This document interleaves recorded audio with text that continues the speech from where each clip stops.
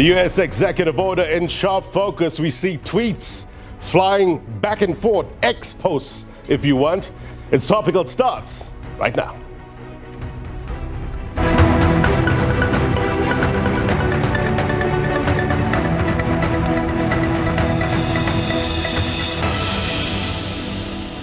Very good evening to South Africa, those watching around the world. My name is Blaine Herman, and this is It's Topical. Our digital audience with us tonight, they'll pop up shortly. There we go. Among them, our guests. Looking forward to their questions for our guests in a short while. We are witnessing the rise of nationalism and protectionism, the pursuit of narrow interests and the decline of common cause. This is the world that we, as a developing economy, must now navigate. But we are not daunted.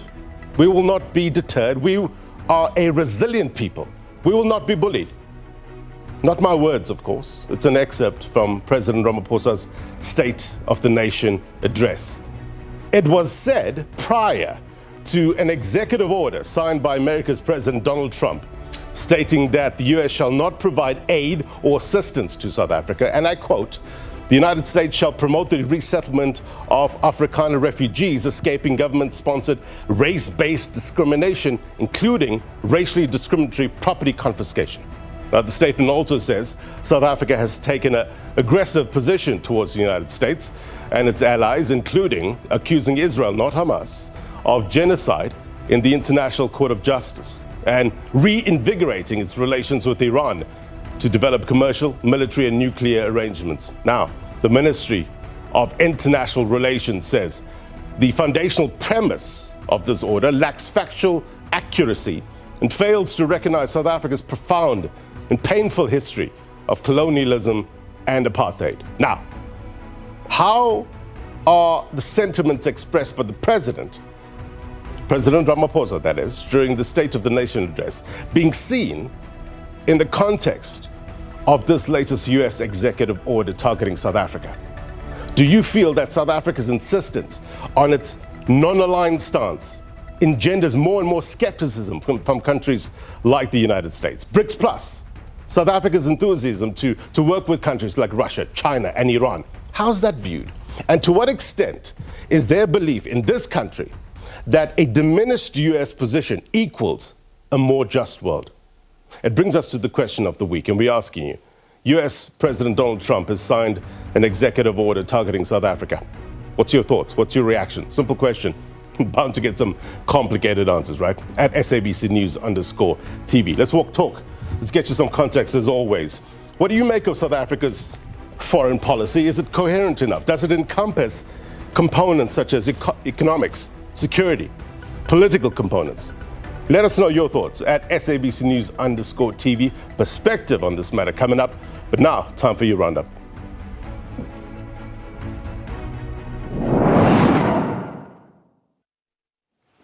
Right, the first president of independent Namibia, Sam Nujoma, has died at the age of 95 in the capital, Windhoek. Nujoma led the long fight for independence from South Africa in 1990 after helping found Namibia's liberation movement known as Southwest People's Organization, or SWAPO, in the 1960s. Now, after independence, he became president in 1990 and led the country until 2005. In a statement, President Ramaphosa said Nujoma is inseparable from South Africa's history of struggle and liberation. Messages of condolences continue to pour in. To the people of Namibia, President Nujoma will forever be remembered as the father of the nation, a fearless freedom fighter, and a unifying force in Namibia's struggle for freedom. In his honor, we call on Namibia, under the leadership of SWAPO, to continue the fight for the total liberation of Namibia and the African continent. From working as a railway cleaner while attending night school to organizing black workers against forced removals, he embodied the spirit of defiance that would define his lifelong struggle for justice. Nujoma is equally one of our own. His passing does not mean the end of an era. It rather joins different phases of struggle into a bond that must never be betrayed. Our thoughts are with the Namibian people as they experience this second loss of a former president and national figure in little over a year. I wish his family and the people of Namibia much strength during this time. May his soul rest in peace. Also, another story that's dominating the headlines, the remains of 14 South African soldiers who died last month in the Eastern Democratic Republic of Congo, expected in the country this week. The bodies were evacuated to Uganda on Saturday. Now, the remains of the fallen soldiers were transported overland for 2 days, arriving in Uganda on Saturday afternoon. On arrival, the bodies were taken to the Mulago National Referral Hospital for autopsies. Once the procedures is completed, later today or Monday, the remains will then be dispatched to their home countries. Now, of the 18 soldiers, 14 are of the South African National Defence Force, while the other 4 included 2 each from Malawi and Tanzania. Right, to our main topic of the day, let's get you some context. And as always, we turn to the magic wall, what we know and why it matters. My guest tonight, SABC News International Editor Sophie Mokoena, joins me. Sophie, good to have you on the program. We must start off, though, with some news just breaking a little while earlier on. Elon Musk responding to a tweet from one Mario, saying immediate sanctions for Malema and declaration of him as an international criminal. How serious should we be taking such posts on X? Well, I think you are creating a security problem for such a person, Julius Malema, the leader of the economic freedom fighters. We know that there are mad people out there. What happened to Chris Hani, and that hatred that's there globally.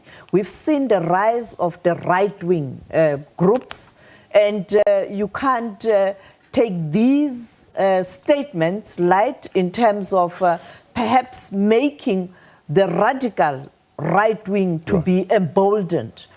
You cannot take these statements lightly. Right. And of course, Elon Musk would say Malema similarly is making statements that can lead to serious results in terms of those who listen to him if they are misinterpreted. Yeah. And therefore, you have to find a balance. But I think that statement itself, Malema has responded. Right.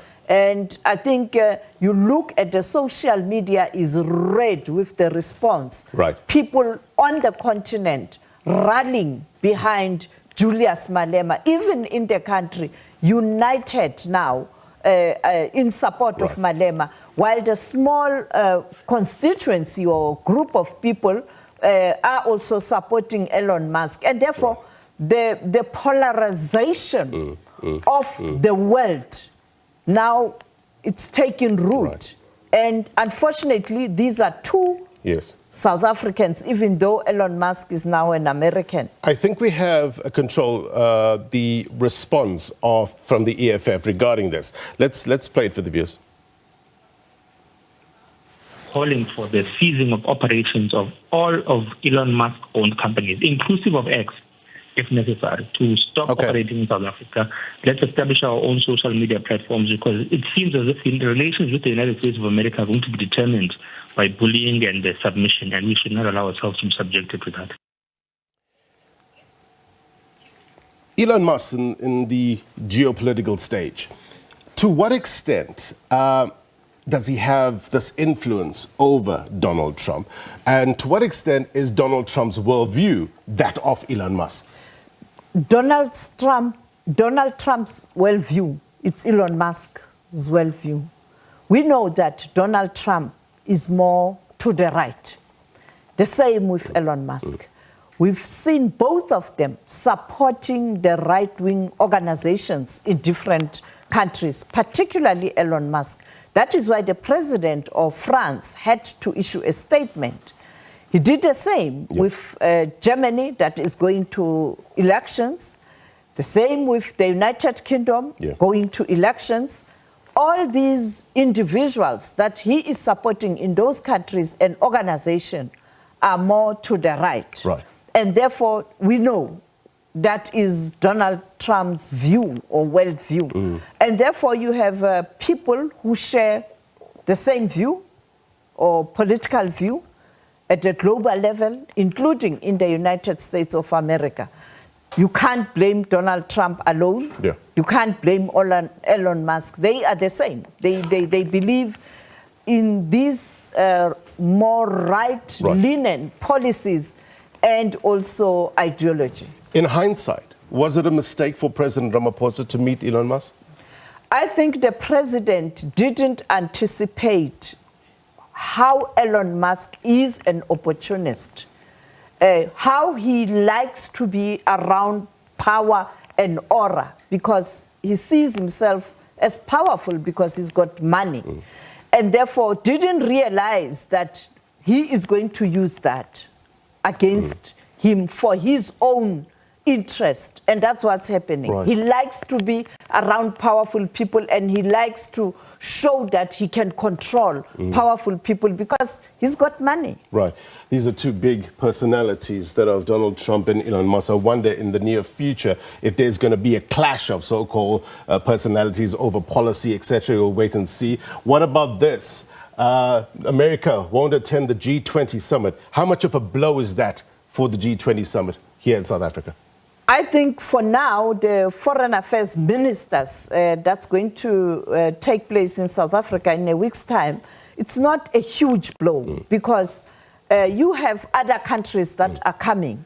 And therefore, America staying away doesn't mean there is not going to be a G20 meeting. Yes, of course, it's not good because the incoming president of the G20 is President Donald Trump. You want that smooth transition and synergy between the outgoing, the current, and the incoming.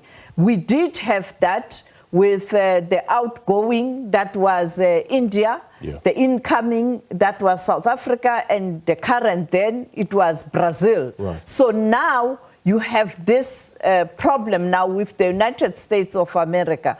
Therefore, I think for synergy, and to ensure that the communique and what you are going to agree on later this year at the summit, there's a synergy.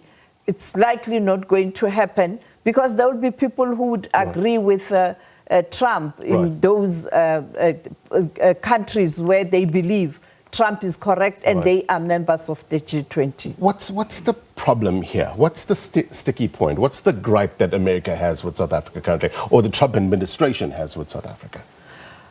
People went to the United States of America during Donald Trump's first term. They mobilized and lobbied his administration to take action and speak out against South Africa for what they claim are racist policies and laws. Now, at that time, while he was trying to act, then it was an end of a term because it's only 4 years. He's back.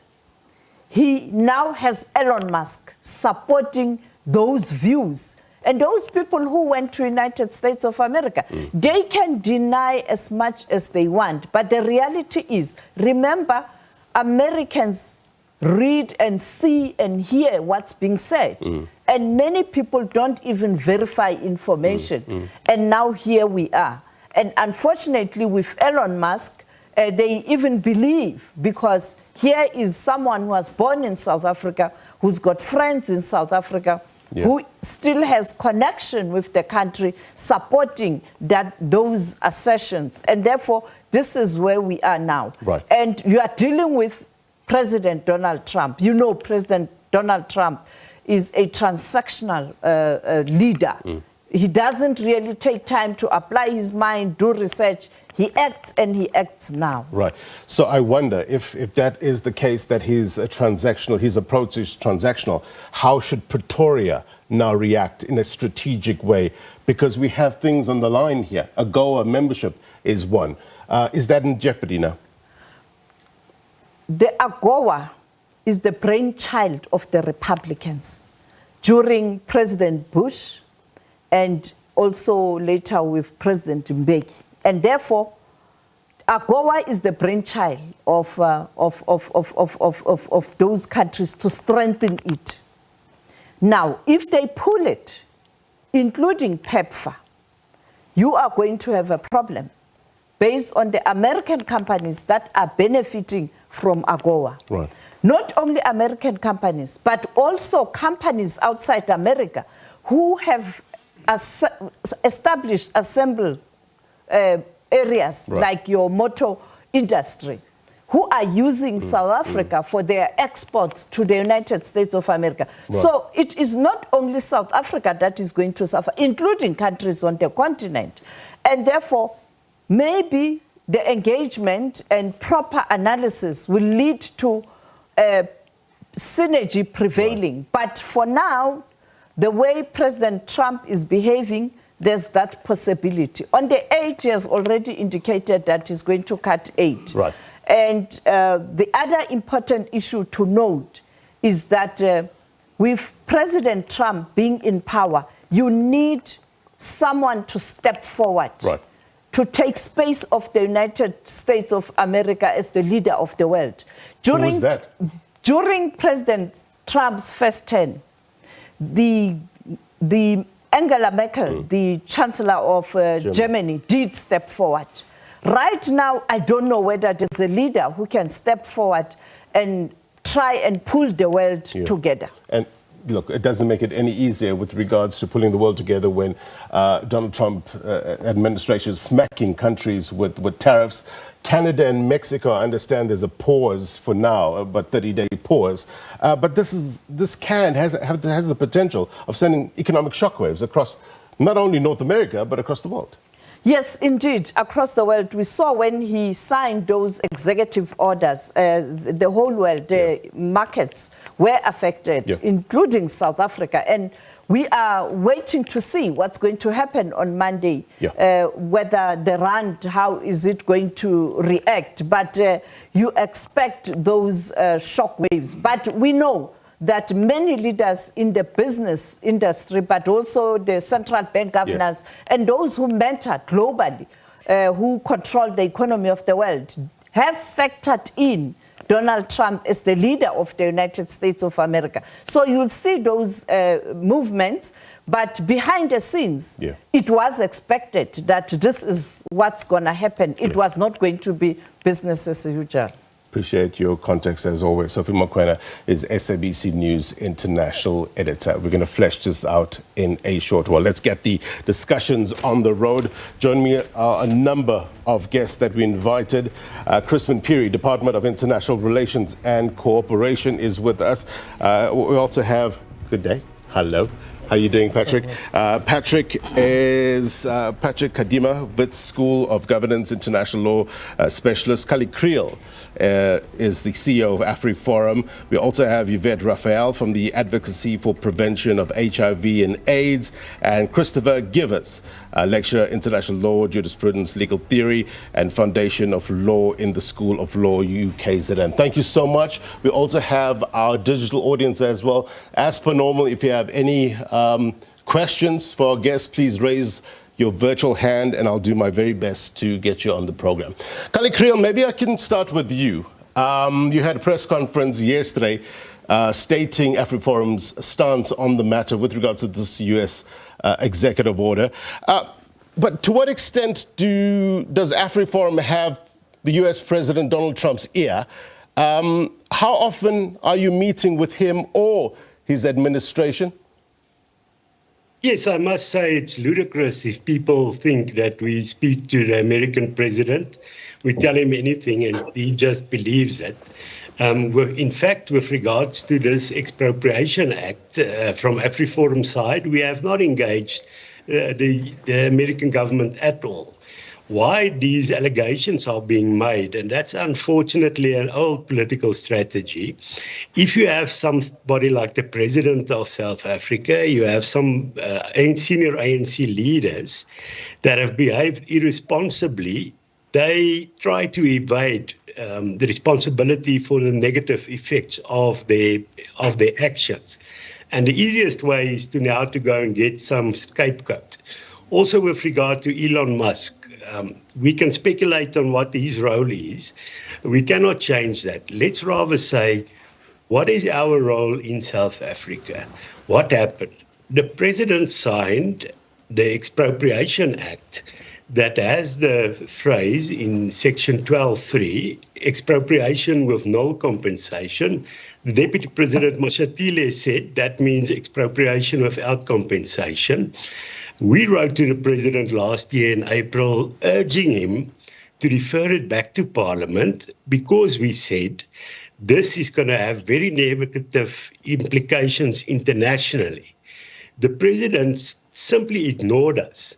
And now the hypocrisy we're seeing, now we are blamed for something the President done, despite the fact that he was warned. He signed the Bella Act. He has driven the country in a direction where we moved away from a neutrality. We need to be neutral internationally. China is our biggest trade partner, the US is second, and we must not get involved. Kallie, I just want to take a few steps back.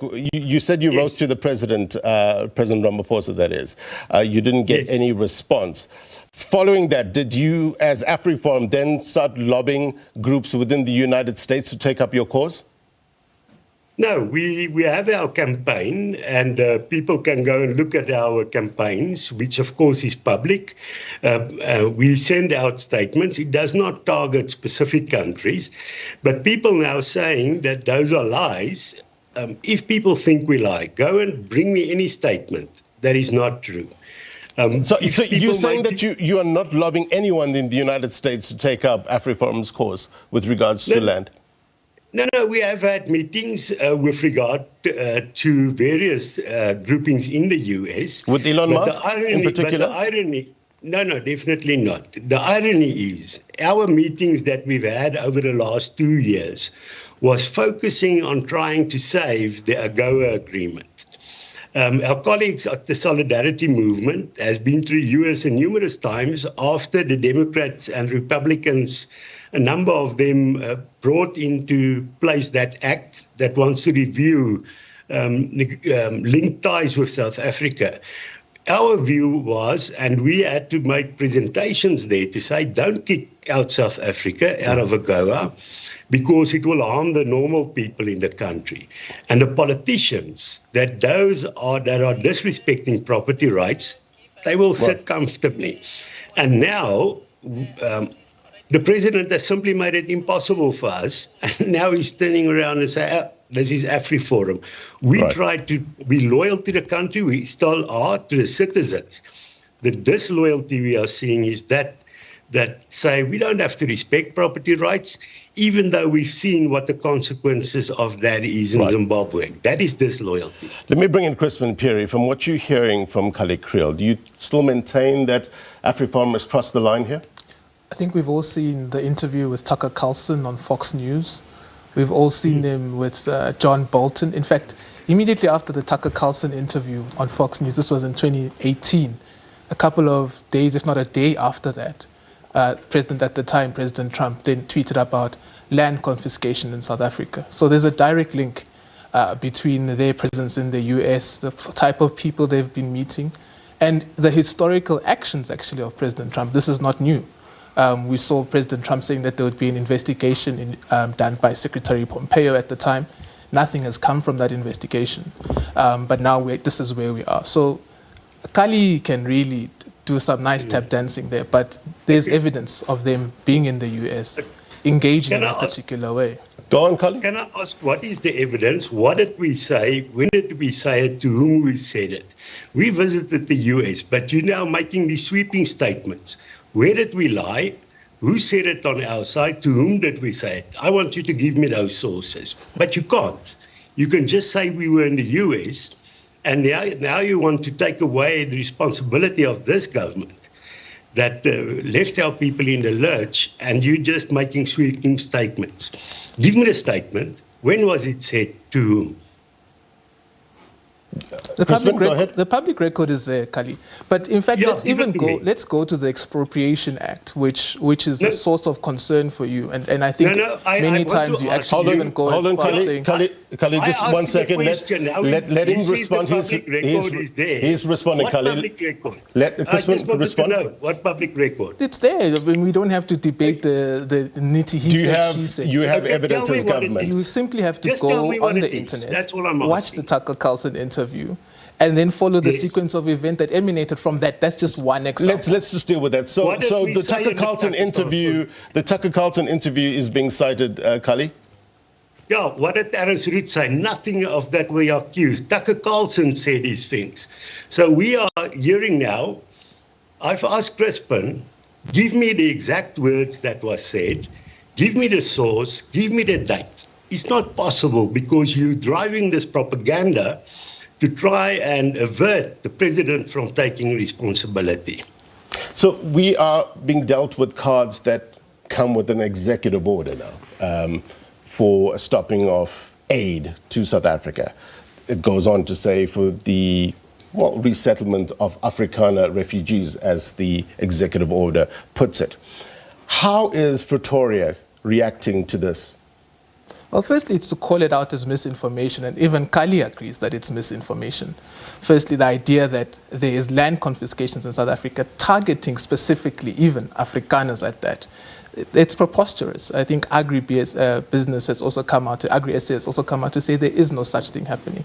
What is required now is, of course, for us to have these diplomatic discussions through the diplomatic channels with the US, and we don't think there's any merit in having this in the public domain, through the social media platforms, as we are being engaged through the US by. Right. So we believe that we will be able to have these discussions quite full-frontally in front of each other through the diplomatic channels.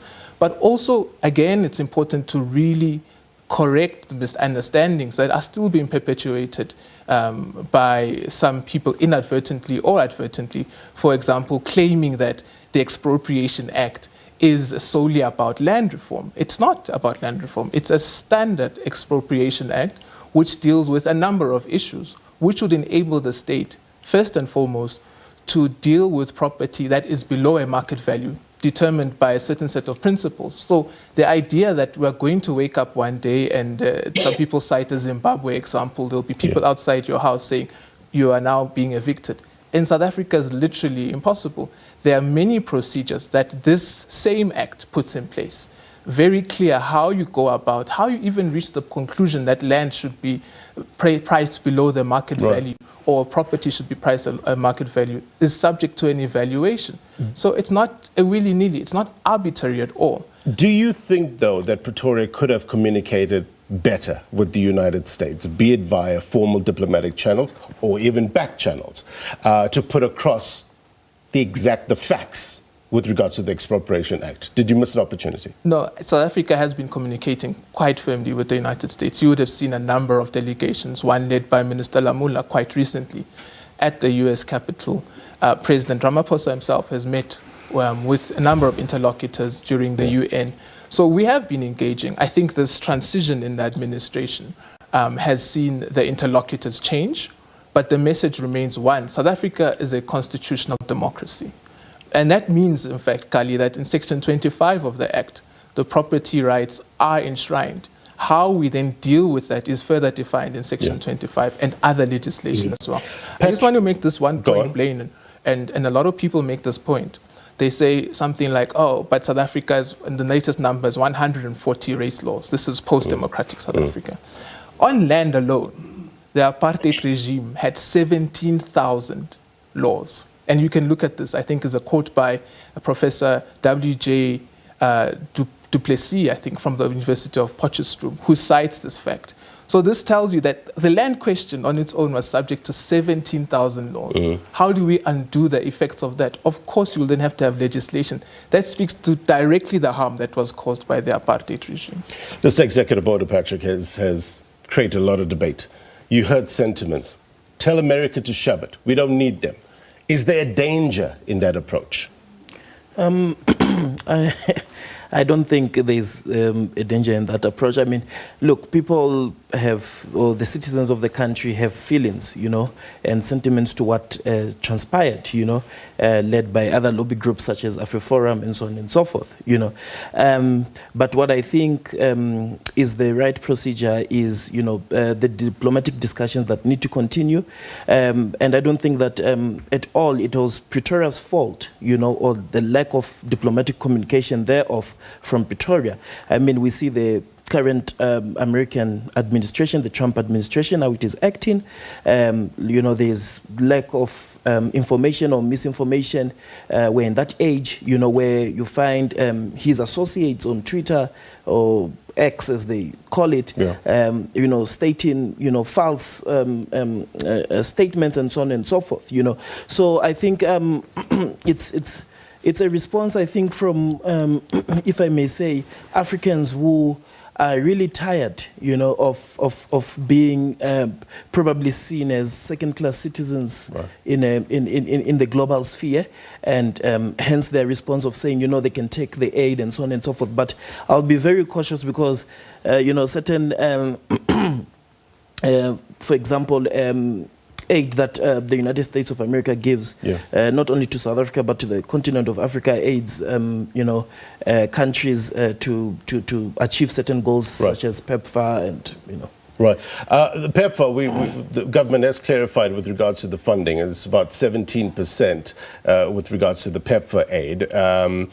The rest comes from South Africa, and there's no other U.S. funding, correct, Chrisphin? Yes. Right. Christopher Gevers, sorry, apologies, I got your title wrong, from Wits Law. South Africa is one of the most industrialized, developed economies on the African continent. So it would make sense for the U.S. to engage with South Africa, right? It's not all one-sided here.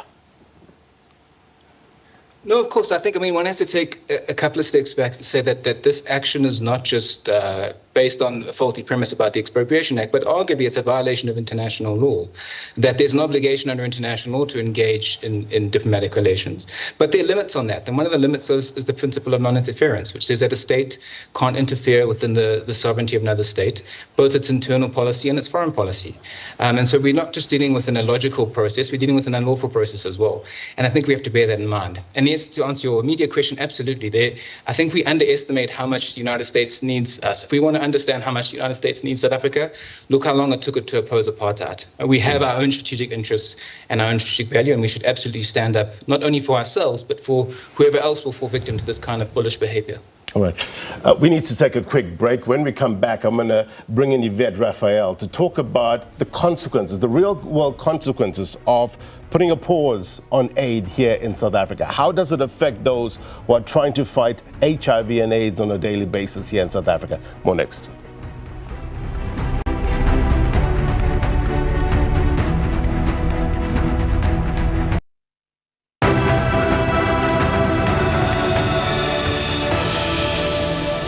Welcome back. You're watching It's Topical. The U.S. executive order against South Africa causing a whole lot of debate here in South Africa and on the continent as well. My guests are weighing in terms of what sort of consequences does this have, in practical terms. Let's go to Yvette Raphael.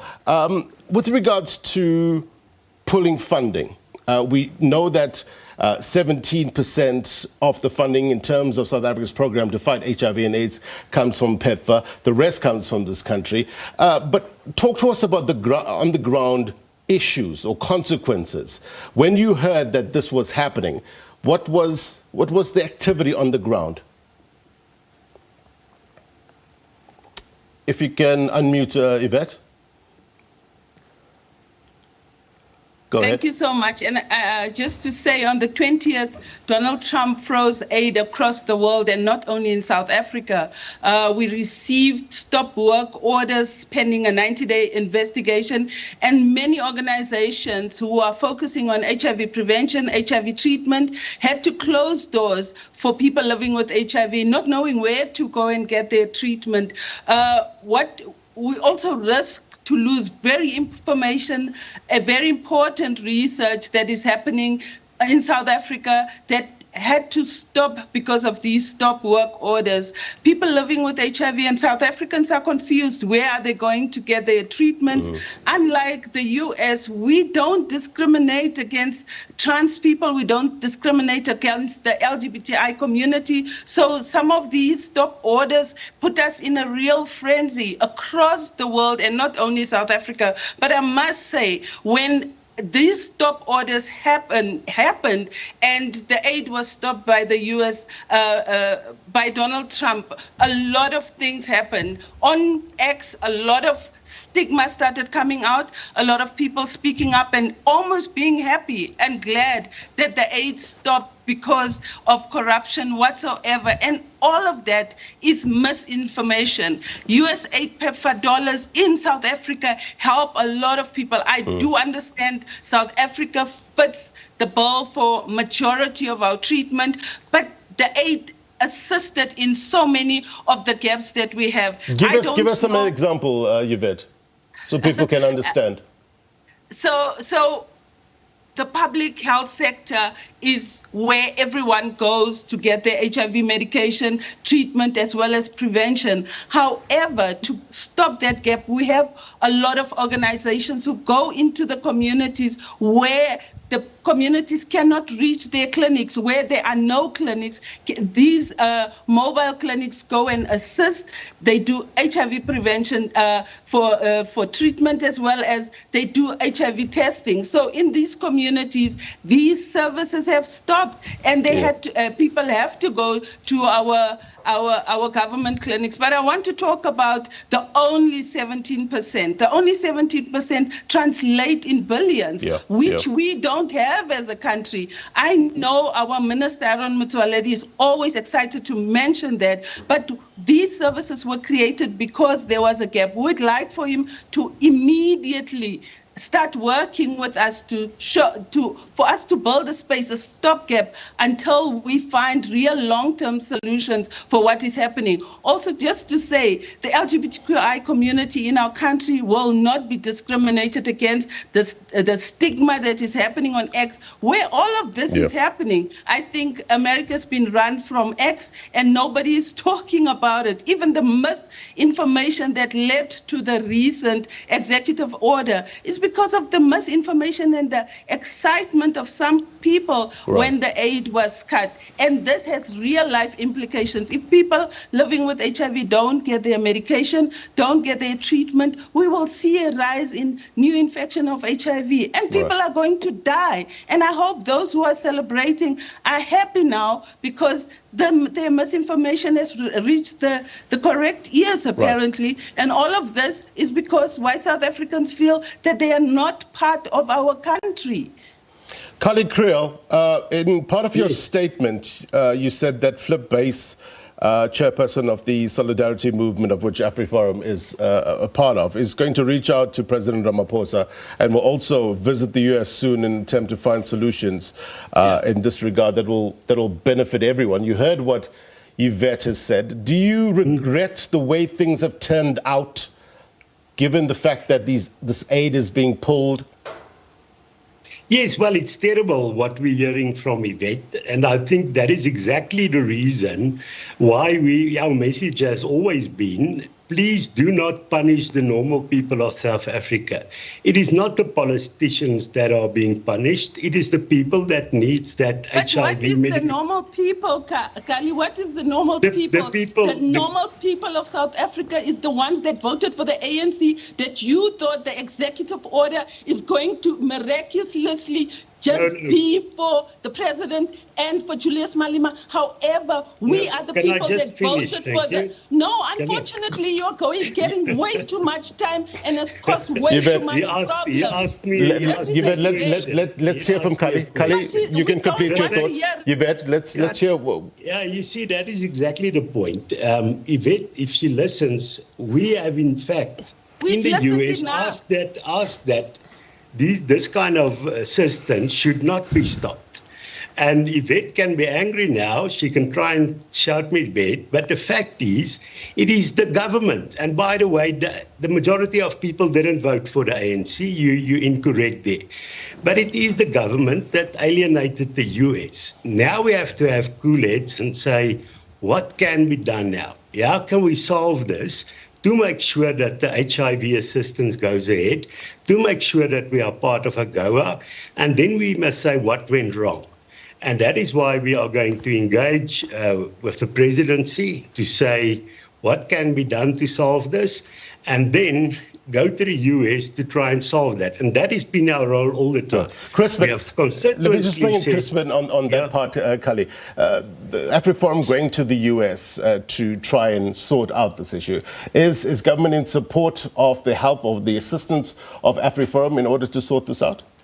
Look, we don't think that it's best for non-state actors to do what has been done previously, and partly this is why we are where we are now. I mean, you can see the reaction from Yvette.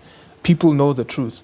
But we would want to say that as South Africans, let's rather work together to get us out of this quagmire. And I think our government is a listening government. Our government is an open government where there are opportunities to engage people like Kallie. We've done so before, and we will continue to do so, so that we are at Edom about what matters to South Africans and what's our national interest, and how do we ensure that we all act in accordance with those national interests. Right. We need to take a quick break. We're asking a very simple question with regards to your reaction to the executive order that was signed by President Donald Trump against South Africa. Let us know your thoughts at SABC News_TV. Quick break. When we come back, we're going to hear from our digital audience. Stay with us.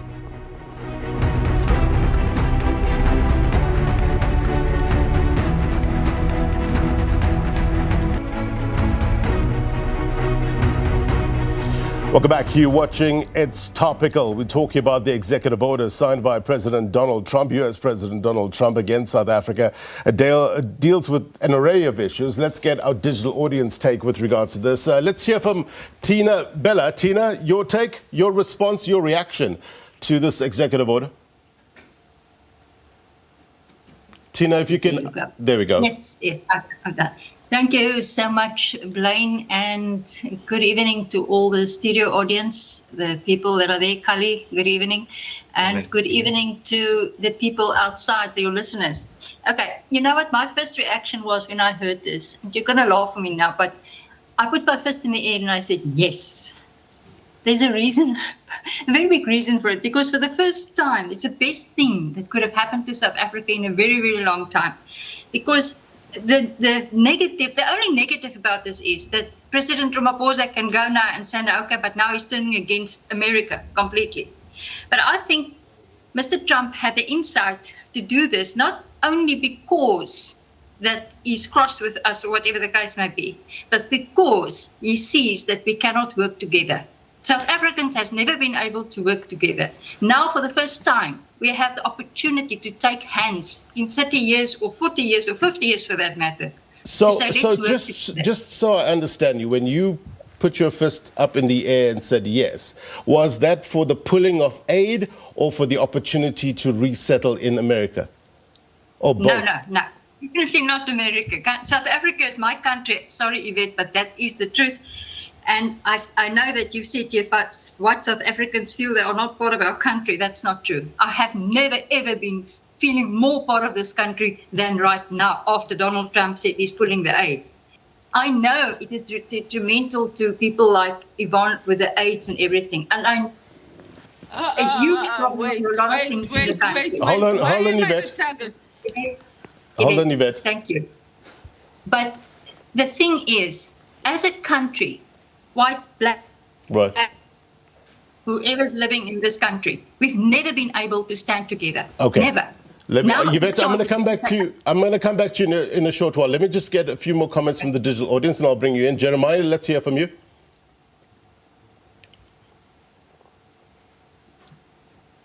Go on, Jeremiah. All right. It seems like we're having an issue with the Jeremiah. Isaac.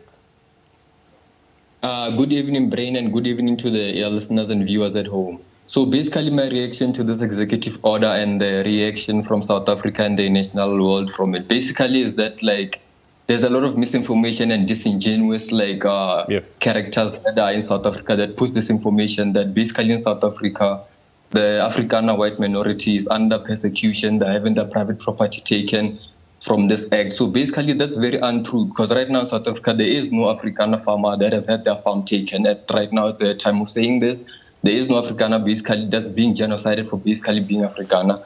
Like Afriforum might argue to disagree, but basically South Africa is a country that has a past. Everyone is aware of the past. And even right now in the situation, there are laws that need to be changed. Because right now I have a situation, even at the Nelson Mandela University, was suspended without a hearing, and then now the matter is still like, basically they say I can't come back to the university, and the matter involves racism. So basically there's still an element in South Africa whereby the laws need to be pushed, such as this Expropriation Act, to redress the South Africa. And basically whether the world, international world says this or this, it doesn't matter. South Africa needs to be firm and stand strong on redressing its past. All right, point taken. Masihle? Yes, I just have two questions. One for the DIRCO spokesperson, which is, are there measures in place for the risk of diplomatic fallouts, mitigating measures essentially? And then I also have one for Mr. Kallie Kriel, which is, what solution is there to correcting the past of the wrong, which is the 1913 Natives Land Act, 1936 Natives Trust and Land Act, and 1950s Group Areas Act? All right, thank you very much. Let's hear from Yvette before I go to Kallie as well as Chrisphin. Yvette? Thank you so much. And I think Tina, when she had her hand up and have been celebrating that finally we'll be working together, is just showing it's the racist white South Africans that are not working together, that think the world is at standstill because they are not part of it. We are working together. We're working with many, many white people in South Africa who are part of the transformation and who is willing to work with us. The racists are only waking up now because they think we are being punished by the US by taking away aid. And it's HIV, not AIDS, Tina. If you were part of the discourse, if you are part of the things that we're doing, you would know that it's HIV and not AIDS. There's hardly any cases of AIDS in this country. So get together, get on the program, start working with those who are working. Sihamba nalababa hambayo. Not those who are sitting in their corners and crying about, we are not working together. Working together for what? No land was taken. The aid is gone because of, and you celebrated, white Afrikaners celebrated that the aid is gone, and that is the hurtful thing, including Elon Musk. Yvette, thank you. Kallie, let me bring you in with regards to Masihle's question about, look, there's historical context here, even with regard to the Expropriation Act. How do you right the wrongs of the past? Yes, most definitely. We've been in support of restitution. There is restitution legislation, and there is a firm process for that to be done. But it failed. Why? Not because there was something wrong with the process, but we've seen corruption, political cadres giving land to their connections or their family, people buying farms and selling it again for exorbitant prices, a lack of administrative ability. Government bought more than 4,000 farms, but then they did not give the farms title deeds to the farmers. And if you don't get your title deed, you are set up for failure because you cannot get a loan, then you cannot provide input costs, and then you're going to fail. And then according to government themselves, 90% of these projects fail. So now this fails, government should take responsibility. And because they want to evade that, now they say, no, we're going to bring in this next act that will expropriate without compensation. And the terrible thing about this, it will alienate investment and assistance, what we are seeing now. And exactly the people that we've just heard, that Mashele wants to actually help, are going to be hit the hardest, like in Zimbabwe. So let's fix this country. We're not tone deaf to the problem. But expropriation without compensation is going to have problems. Let me bring in Chrisphin. Tone deaf. Tone is important, right? Perception is important, seemingly, especially with Donald Trump at the helm. How does South Africa approach this in a tactful way that doesn't escalate tensions? Yeah, and I think that's a good question. It's also linked to Marcela's question. We really believe that a diplomatic engagement will have to be the best way to go about this. And we stand ready to engage our US interlocutors at any point. And we have our ambassador there, Ambassador Ibrahim Rasool, who is really working hard to engage a number of role players. Kallie earlier asked me for proof of what Afriforum had said in the US. And this is an extract from the Washington Post. It says, Tucker Carlson, those South African white rights activists aren't telling you the whole truth. And then it says last month, this is a 2019 article, Kallie. Last month, South Africa's white rights activists toured the United States on a media and lobbying campaign. Members of this group, which they call Afriforum, aim at drawing attention to what they allege has been a campaign of violence against white farmers ignored by the government for racial reasons. They met with staff and Congress members, and they were interviewed by conservative media outlets such as Fox News. So there's a direct link with the latest executive action. Because President Trump says horrible things. Kallie, just hold on, Kallie. Let Chrisphin finish his point. President Trump says horrible things are being done to a certain class of people.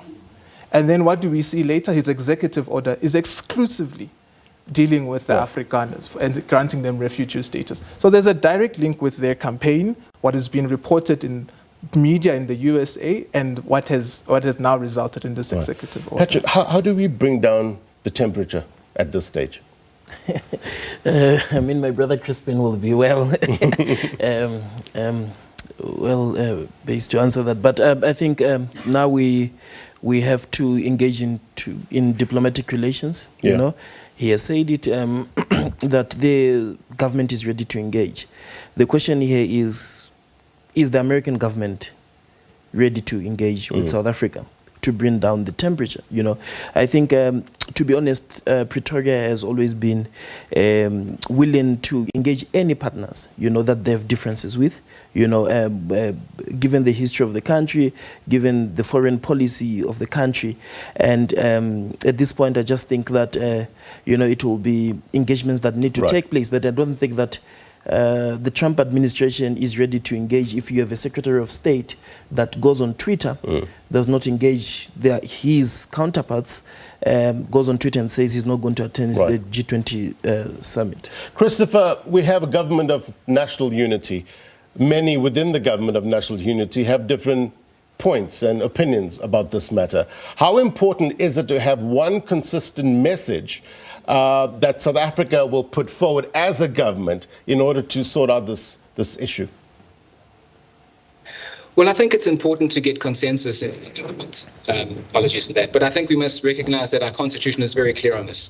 There must be a redressing of past unjust practices that came out of colonialism and apartheid, that we must redress it using the constitution, and the Expropriation Act does exactly that. So we are hemmed within that framework by our constitution. And I just wanted to pick up on something, if I may, just to agree with Yvette, that at the heart of this is the inability of white people to recognize their privilege, to recognize their responsibility for past wrongs. And this is not a South African problem. We have to be very wary about limiting this to a South African. If you read the executive order, it's about a global question, right? And you can draw a straight line between Donald Trump saying 5 million Gazans must lose their property and 5 million white people must keep their property forever. And until we understand white supremacy in its global dimensions, there will always be useful idiots that will spark debate. But until we address the structure of it, we're still going to come back in a few months arguing about the same things. And we have to address it at that level. We have to think about this in the context of the rise of white supremacy and the rise of this type of reactionary, unlawful action. Jeremiah, let's get your take. We didn't hear from you earlier on. Okay, thank you, Blaine. Good evening to all speakers there in studio. We like to condemn this allegation by Afriforum and also Donald Trump in terms of this misinformation of this act. But this legislation is not the problem, but we have two main problem that it caused the problem of diplomacy between South Africa and USA. Number one, it's a BRICS, where we find out the main country that they are in BRICS, mainly Russia, China, also and Iran in BRICS and plus. So that the initiative that they will create the currency for BRICS country to trading on BRICS country, around BRICS country. Right. And the issue number two is the IECC, the court that the international court that we approach in terms of our standing with Palestine on the genocide that committed by Israel and warrant arrest of Benjamin Netanyahu and former minister of Israel, defense force. So our standing on that for international court is the main cause, is cause the diplomacy. So it's the time now for us African to become together, ensuring that we grow our economy and ending the useless war as African. Because depending on the Western powers, it will just face these issues that we are facing currently. It's now for African to come together, see how can we trade together as African. Because depending on the Western power, it's a problem. And I like to concur with Yvette on terms of the PIFA funding. In 2024, American was fund this program with is 453 million US dollars on that program. Thank you, Blaine. Thank you so much. We're fast running out of time. Chrisphin, I just need to, from government's point of view, what's the next step? Is there going to be a meeting with the US administration, Donald Trump's administration? Does that extend to one Elon Musk? What's the approach from South Africa? By the way, it seems as though Elon Musk is a government official because he's in charge of Doge. So he's someone of immense influence, directly responsible for cutting this aid. I think one of those initiatives was to ensure that there's no wastages. So he is a government official for intents and purposes. We will be engaging all our capitals of strategic importance in the world. You would have heard President Ramaphosa in the SONA announcing that he will be sending a delegation to various capitals of the world. And that definitely would include Washington. All right. Thank you very much indeed to all my guests, Kallie, Kriel, also to Christopher Gevers. Thank you so much to Patrick, Chrisphin. Appreciate your time. Digital audience, Yvette Raphael, fiery as ever. Your point taken. Thank you very much indeed for your time. All right, before we go, here's my take. Preventative diplomacy. It refers to the diplomatic action taken to prevent disputes from escalating into conflicts. Question. Should South Africa take a hard stance on this rather than reacting to events? As a citizen of this country, do you value South Africa's relationship with the United States? Depends on who you ask, right? And the answer, I guess, will depend on what you see and how you interpret it. The US is seen as a valued trading, investment, and development partner. How does the recent events shape your perception of the United States and the need for South Africa to continue to pursue a strategic relationship? For me, the answer would lie along the lines of as long as it's mutually respectful relationship based on facts and aligns with South Africa's national priorities. And that's my take. If you miss anything on this program, be sure to watch this episode of It's Topical on SABC Plus and YouTube. Trends Travel up next if you're watching a repeat of this program. Then as always, the news continues. Until next week, my brothers and sisters, take care. Bye-bye.